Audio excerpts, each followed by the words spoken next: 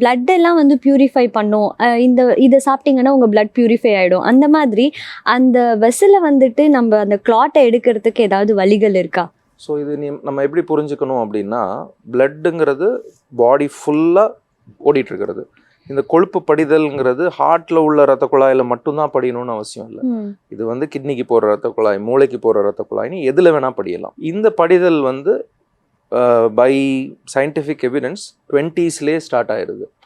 But 20s to 70s நம்மளோட demand and supply mismatch, அதாவது நீங்கள் பண்ணுற உடல் இயக்கத்துக்கும் ரத்தம் எவ்வளோ கிடைக்குதுங்கிறதுக்கும் மிஸ்மேட்ச் இல்லாத வரைக்கும் இட் கோஸ் வெல். இப்போ ஒருத்தவங்க அத்லெட்டாக இருக்கிறாங்க அப்படின்னா அவங்க வந்து கலோரிஸ் நிறைய பர்ன் பண்ணுறாங்க.